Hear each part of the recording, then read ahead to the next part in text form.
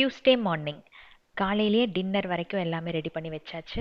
சின்ன சின்ன வேலைகள் மட்டும் இருந்தது ஆஃபீஸ் போகிறதுக்கு முன்னாடி. ஸோ அது மட்டும் செஞ்சு வச்சுட்டேன் அப்படின்னா ஃபுல் டே வந்து பிஸ்னஸுக்காக ஒதுக்குற நாளாக வந்து அன்னைக்கு அலாட் பண்ணியாச்சு. டெய்லி வந்து தலைக்கு குளிக்கக்கூடாது அப்படின்னு சொல்லி நான் கேள்விப்பட்டிருக்கேன். அதே மாதிரி ஆயிலும் வச்சுட்டு நம்ம வெளியே போக முடியாது. அதே இந்த சம்மரில் வச்சுட்டு வெளியே போயிட்டோம் அப்படின்னா ஸ்கேல்பில் நல்லா வந்து இச்சினஸ் வருது. அது இல்லாமல் நம்ம ஃபோர்ஹெட் ஃபுல்லாக எண்ணெய் வடிஞ்சு ஒரு மாதிரி ஆயிரும். அது ஆஃபீஸ் எல்லாம் போகும்போது ரொம்பவே கஷ்டமாக இருக்கும்.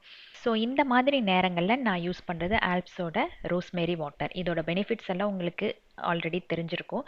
இதை ஜஸ்ட்டு ஸ்ப்ரே மட்டும் பண்ணிக்கணும் ரூட்ஸில். அண்ட் நல்லா வந்து மசாஜ் கொடுத்துட்டு எப்பவும் போல் ஆஃபீஸ் கிளம்பி போகலாம்.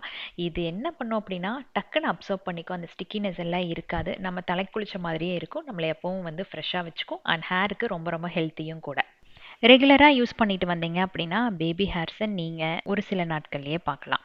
அப்ளை பண்ணிட்டு வெளியே போனால் கூட நம்மளோட ஃபோர்ஹெட்லேருந்து வடிஞ்சு வர ப்ராப்ளம் சுத்தமாகவே இருக்காது. ப்ராடக்ட்ஸ் பற்றின டீட்டெயில்ஸ் எல்லாமே டிஸ்கிரிப்ஷனில் கொடுத்துருக்கேன். உங்களுக்கு தேவைப்பட்டுச்சு அப்படின்னா நீங்கள் செக் பண்ணி வாங்கிக்கோங்க. ஸோ அவ்வளோதான். நீட்டாக ஆஃபீஸ்க்கு கிளம்பி போயாச்சு. உங்களுக்கு டே எப்படி இருந்துச்சு அப்படின்ட்டு கண்டிப்பாக கமெண்ட்ஸில் ஷேர் பண்ணுங்கள்.